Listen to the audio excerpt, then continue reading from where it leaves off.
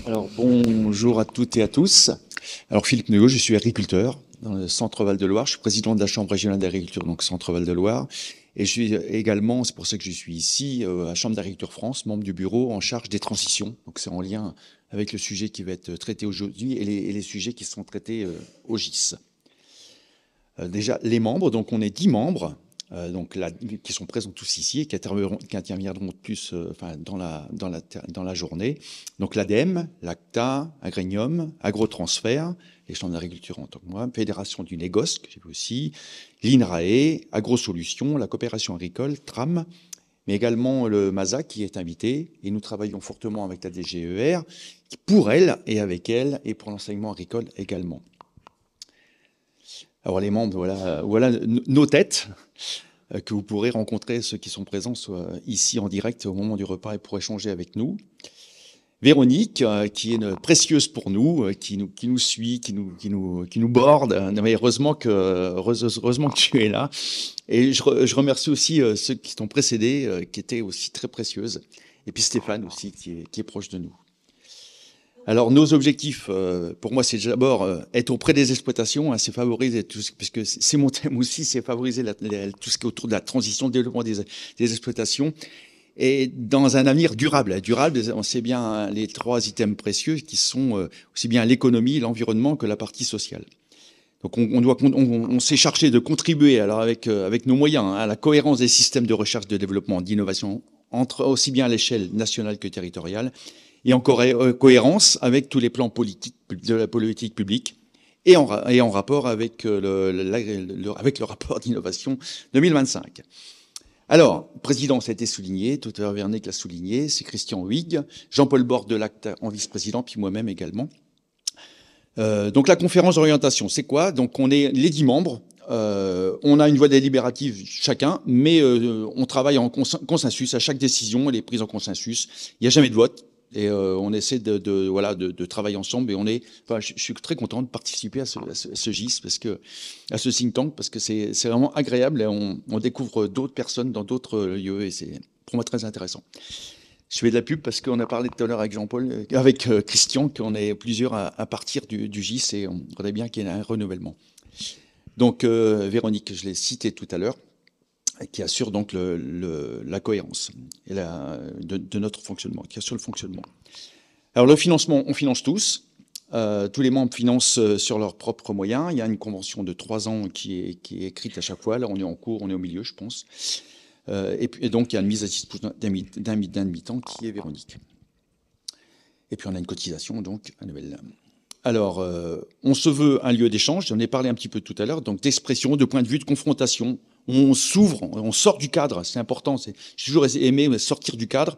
Et vous verrez, pour ceux qui ont participé à ces différentes thématiques, enfin la thématique et aux différents items, enfin aux différentes réunions, on va chercher des personnes qui pensent différemment. Et puis après, à nous d'en prendre, voilà, de prendre tout ce qui est produit pour, vous verrez, le livrer. Et puis cette journée de construction, où on va discuter avec vous de ce qu'on a produit. Et puis encore échanger. Et puis après, à vous de nous dire si ça vous choque ou pas. Donc on élabore des diagnostics, des recommandations à destination de la recherche et développement et des décideurs politiques, j'en ai parlé tout à l'heure.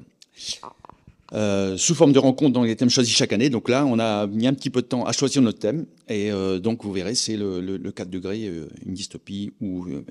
Doit-on s'arrêter là? Enfin, vous verrez tout à l'heure. Les voici. Donc 4 degrés. Et alors, l'immobilisme n'est pas une option. Donc on verrait toute la déclinaison qu'on a faite là, avec les différents intervenants. Donc on a fait 4 rencontres.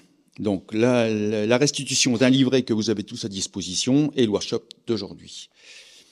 Donc je ne sais pas si je détaille les noms de tous nos intervenants, mais ils étaient tous précieux, tous précieux. Chacun nous ont bouleversé un petit peu, nous ont fait peur. C'était peut-être le but aussi. Mais j'en dis pas plus parce qu'on va revenir un peu sur tout ce qui a été dit. Donc avec c'est les 4 réunions qu'on a faites tout cet hiver. On a essayé de tous participer les uns les autres, mais bon, c'était quand même assez dense et assez lourd. Mais donc à chaque fois, ceux qui ont participé étaient intéressés pour d'écouter les personnes qui pensent différemment. Voilà, je ne cite pas les 4.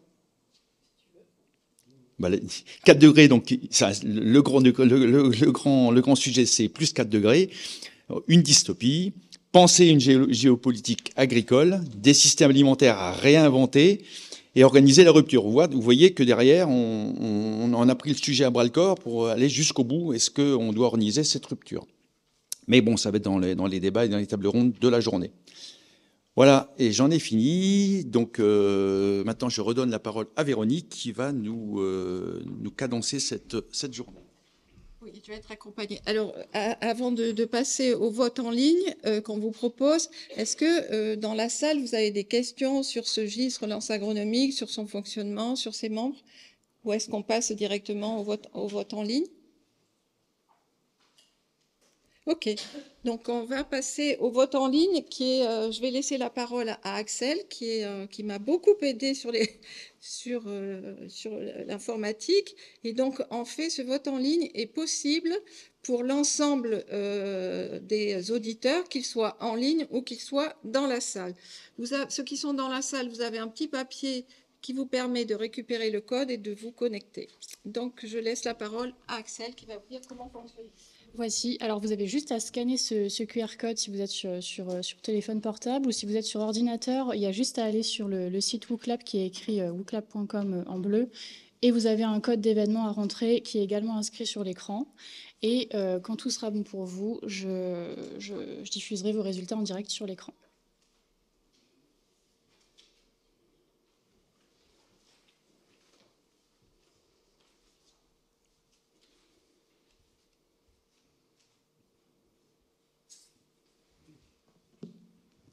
Est-ce que tout le monde a récupéré le code On a un premier résultat, donc il semblerait que oui.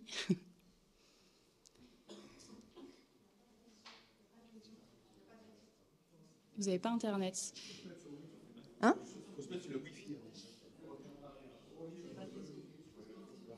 Il faut se connecter sur le Wi-Fi. Oui. On va revenir en arrière et on va vous donner le code. Vous l'avez sur papier si besoin, le code. Le code du Wi-Fi? Ah, le code Wi-Fi. Alors, le code Wi-Fi, je répète, c'est @Athena, A-T-H-E-N-A en majuscule, @1. Et c'est sur le réseau Athena Service, pardon.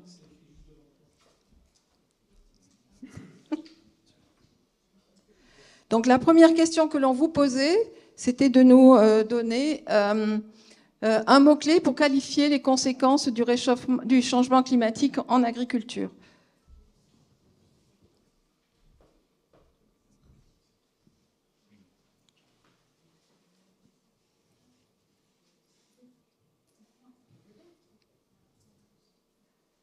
Donc, ce que l'on voit, c'est qu'effectivement, le mot aléa, incertitude, les mots incertitude, aléa et variabilité sont quand même des mots visiblement que vous retenez comme hyper importants.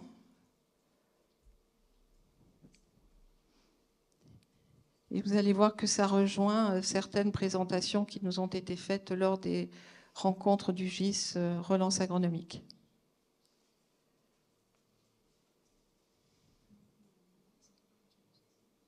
Est-ce que tout le monde a pu...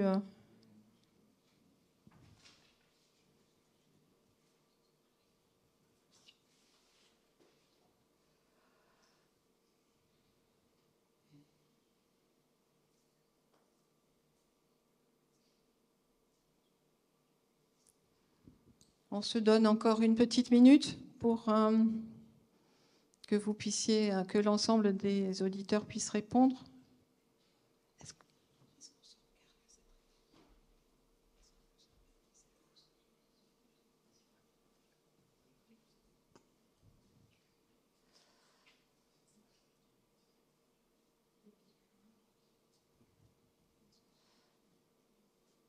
Donc le mot adaptation a remplacé le mot aléa en termes d'importance.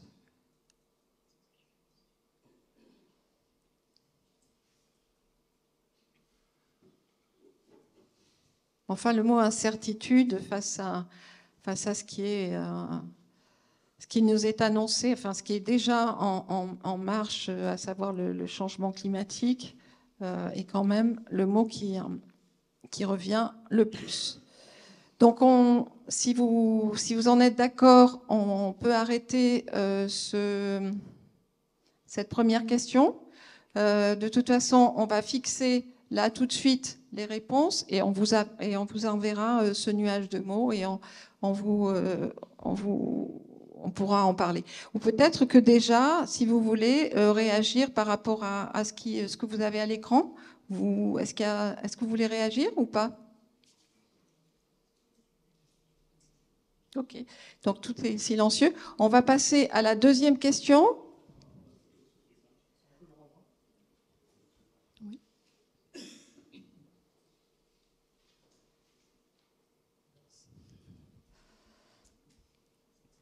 Donc la deuxième question, c'est classer par ordre d'importance décroissante les facteurs qui pourraient influer le changement en agriculture.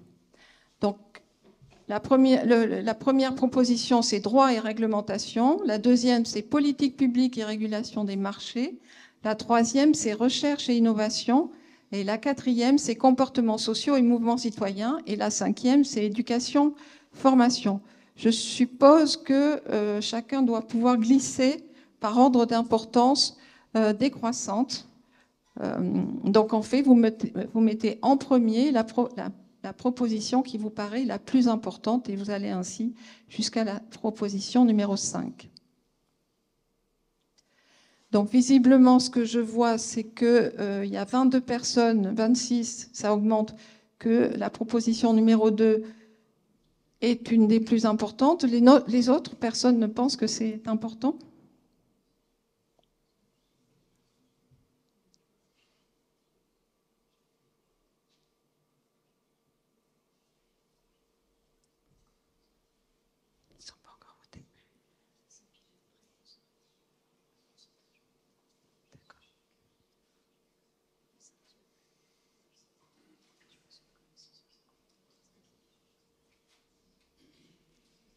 Donc ce mode, Axel est en train de me dire que ce mode de vote, enfin ce type de question est un peu plus lent à s'afficher et qu'ensuite nous devrions avoir un histogramme avec les pourcentages de chaque proposition.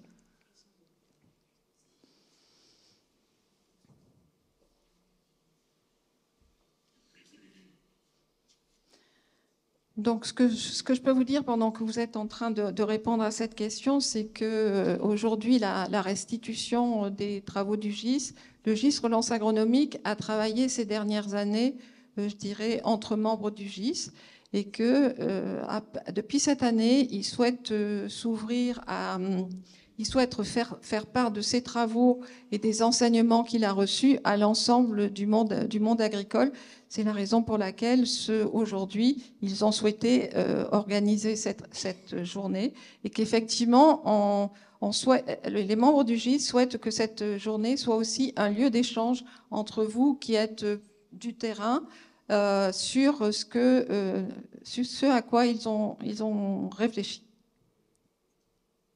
Ça fonctionne ? Est-ce que tout le monde a voté ? Est-ce que tout le monde a voté dans la salle ? A priori, oui.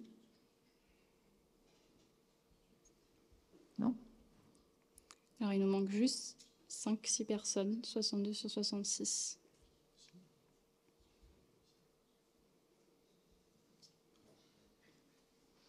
Bon, 4 personnes n'ont pas encore voté. C'est bon ? Chacun a choisi que la première proposition ?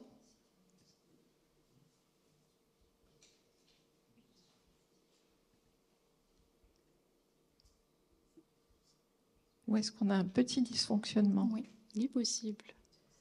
Il est possible qu'on ait un petit dysfonctionnement, me dit Axel.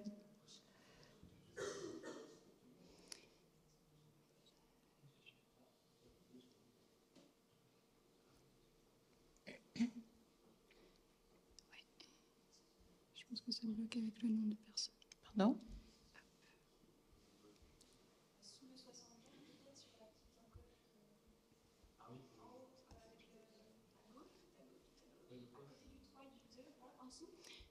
Exactement. Donc en gros, on a 6 personnes qui votent pour la première, pour le premier classement. Ensuite, on a 4 personnes qui votent pour le deuxième bloc que vous voyez, le deuxième classement. Et puis, en gros, c'est organisé comme ça. Tac. Donc en fait, le classement, les classements les plus fréquents qui ressortent sont les 3 que vous voyez à l'écran. Donc avec...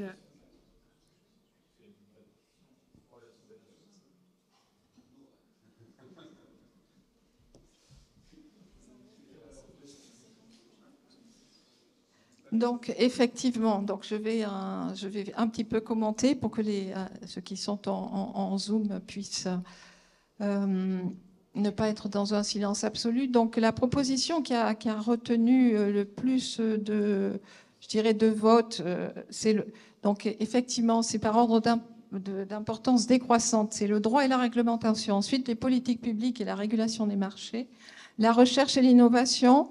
4, les comportements sociaux et les mouvements citoyens. Et en 5, l'éducation et la formation. Quant à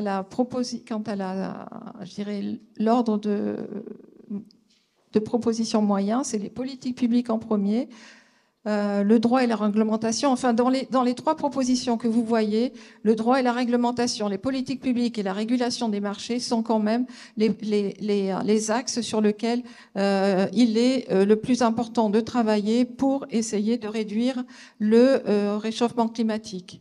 La recherche et l'innovation, eh bien, est aussi important. C'est étonnant que les comportements sociaux et les mouvements citoyens arrivent partout en quatrième position, mais c'est comme ça. Donc, merci beaucoup d'avoir voté. Peut-être que on est peut-être en avance. Est-ce que vous voulez faire des commentaires sur ce vote? Parce que sinon, on va passer à la séquence suivante et on...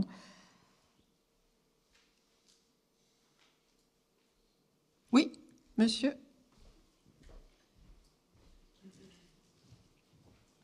Si vous voulez bien vous présenter, et puis ensuite... Oui, Jean-Marie Séroni, agroéconomiste et Académie d'agriculture.